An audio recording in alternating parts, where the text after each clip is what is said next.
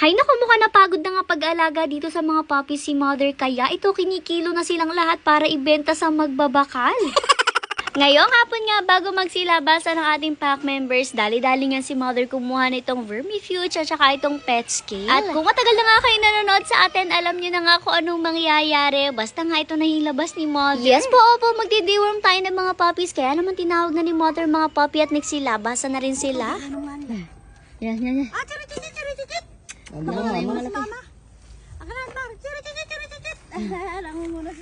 O diba, basta talaga si mother magtawag ng chichirichichi, talagang magsisilabasan na nga yung mga yan. O diba, talagang kilala na rin nila si mother. Hiwa-hiwalay na rin nga pala silang pwesto ngayon kasi minsan talaga doon nila gustong pumwesto sa ilalim kasama yung kanilang mama Fiona. At sa pagtatawagan ni mother, pati itong si Achichi lumapit rin, kasama na naman tuloy natin siya dito.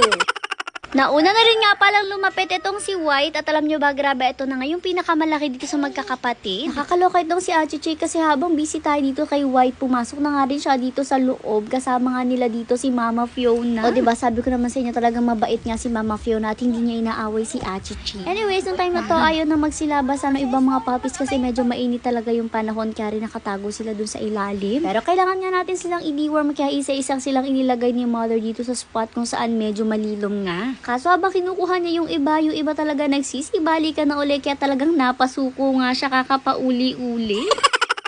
Kaya naman ang ending, isa-isa na nga lang daw niyang kukunin kung sino yung ating i-deworm, siya yung kukuhanin. At alam nyo rin naman, kada mag-deworm tayo, kailangan nga meron tayong timbangan kasi kailangan muna natin kunin yung timbang nila para alam natin yung dosage ng pan-deworm na ibibigay. Nag-start nga tayo dito kay Gray na Blue Eyes, bali kumilo nga siya or tumimbang nga siya ng 1.9 kilos. At syempre, yun nga po ay kapag binigyan natin siya, 1.9 ml po ang ibibigay natin sa kanya. Anyways guys, si mother po pala talaga marunong po siya mag-deworm kasi kahit nga po sa puppies ng ating pack member, siya po talaga yung nagdi-deworm minsan. At wag kayong maglala kasi alam din naman mga veterinarians natin yung ginagawa natin kasi sa kanila nga tayo mismo bumibili ng pan-deworm na ito. Nagulat rin nga pala si mother dito sa mga puppies na to kasi grabe, very good nga silang i-deworm at wala. Talagang kahit konting kayat at hindi nila iniluluwa, ha? Ewan ko ba, mukha nga nag-enjoy at sarapan pa sila kasi todo dila pa nga siya. Hindi gana iba mga dini-deworm natin na talagang iniluluwa. Anyways, gaya nga ng plano, ayan, kada madi-deworm nga ni mother, babalik niya nga tapos kukuha ulit siya ng isang kasunod. Ito naman next ay Tiger at alam nyo naman wala pa nga silang kanilang mga pangalan dahil hindi pa natin sila pwedeng pangalanan dahil ipop-adopt nga natin sila. Pero ito nga grayish brown na Tiger na to ay female rin nga gaya nung unang puppy, female rin. At ito naman tumimba nga po siya ng 1.8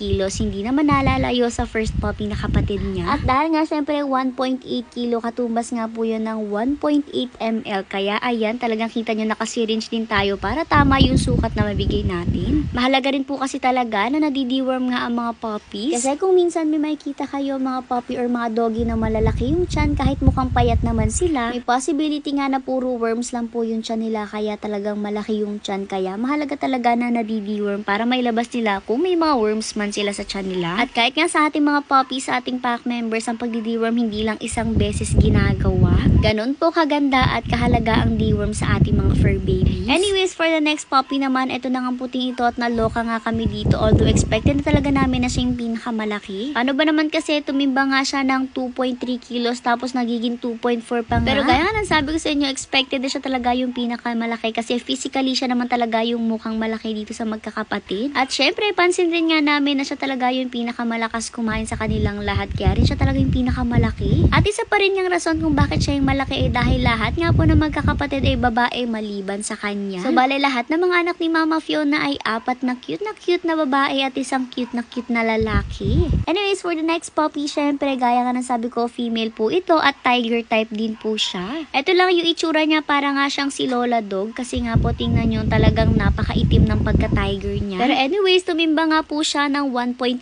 kilo o diba hindi naman sila nagkakalayo-layo mga female. Habang inihanda naman yung pang-deworm nitong isa, nakita nga namin itong si White na lumabas. O diba lumalabas talaga sila kapag nga magpapati. Mukha rin nga bet na bet ng puppy na to itong box na pang deworm kasi talagang kinukuha niya. Kaya naman sinubo nga agad ni mother sa kanya yung kanyang deworm at ito nga talagang walang tapon gaya ng iba niyang mga kapatid. Kung tama yung bilang ko, 4 na puppy na nga yun at last 1 na nga lang po tayo. At ngayon ko lang rin nga pala na-realize na wala nga palang puppy itong si Mama Fiona na kamukha niya. Kasi si Mama Fiona nga pure brown siya tapos may black lang sa ilong. Tapos itong last puppy na to ay tiger type siya na brown. Ito rin nga palang last puppy na to ay meron na nga po nagmamay-ari sa kanya. Kaya naman kung bet nyo ay mag-DM na lang kayo sa amin or mag-comment kayo sa amin kung gusto nyo mag-adapt dito sa mga puppies na to. Kasi baka maya-maya lahat sila naka-reserve na gaya ng isang to na naka-reserve agad. Anyways, tumimbang rin nga po pala siya ng 1.8 kilos. O diba sabi ko naman sa inyo, hindi sila nagkakala yung magkakapatid. Maganda naman yun. Ibig sabihin talagang lahat sila nakakakain ng equally at maayos. Lumamang nga lang talaga yung isa kasi sobrang takaw niyang kumain. No, ibalik naman ni mother itong isang puppy na to. Talagang dito siya dumiretso kay Achichi. Tapos nakipaglaro siya. Sabi ko nga sayang di ko na videohan kasi kanina nga talagang umakyat siya sa ibabaw ni Achichi at kinulit-kulit nga niya itong si Achichi. Ewan ko ba feel ko itong si Achichi naging babysitter na nga kasi kung saan may puppy na andun talaga siya.